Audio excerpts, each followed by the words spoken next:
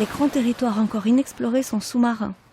Lynn Le Gall est une spécialiste des algues, les rouges surtout, ce qui lui suffit largement. Elles sont plus de 6000 espèces.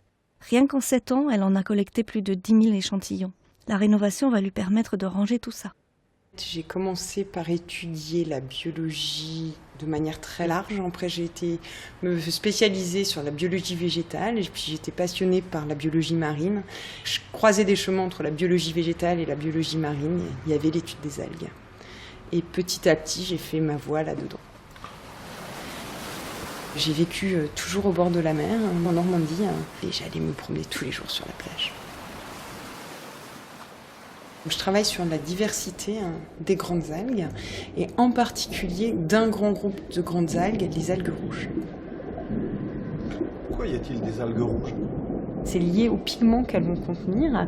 Ces pigments sont rouges, elles ont aussi des pigments bleus, qui leur confèrent des couleurs plus ou moins violacées. Il y a de la chlorophylle aussi, donc on va avoir des algues rouges qui vont tirer sur le marron.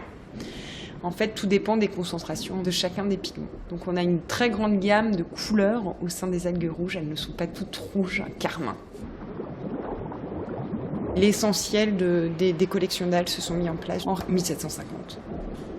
Cette collection, dans un contexte de crise de biodiversité, est le seul moyen de pouvoir évaluer, suivre les changements de ces espèces, leur régression ou leur progression, et l'impact des changements globaux dans le cas des algues. Je pense qu'on est incapable de protéger quelque chose que l'on ne connaît pas.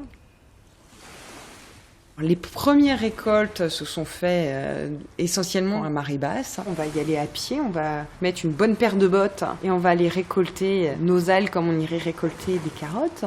Et puis pour toutes les algues les plus profondes, pour les récolter, on va plonger. La plongée scientifique est quelque chose d'extrêmement récent qui s'est développé à la fin des années 70. Les algues vont varier en fonction des saisons, donc dans la mesure du possible, on va essayer de faire un suivi saisonnier pour pouvoir échantillonner le maximum de la diversité qui a lieu en un point donné. On continue à constituer des herbiers exactement dans la même tradition que les herbiers qui ont été constitués historiquement, c'est-à-dire qu'on va étaler nos algues sur des planches de papier. La chose qui est vraiment nouvelle dans la mise en herbier, c'est qu'on va prélever un morceau d'environ 1 cm² qui va être conservé donc, de manière déshydratée dans des congélateurs et qui a pour vocation de servir à constituer des banques de données moléculaires. L'idée du barcode, c'est d'utiliser une séquence d'ADN pour identifier un organisme et intégrer le barcode pour les algues. Il y a plein de raisons pour lesquelles ça a très bien marché puisque c'est très difficile d'identifier des algues sur des critères morphologiques.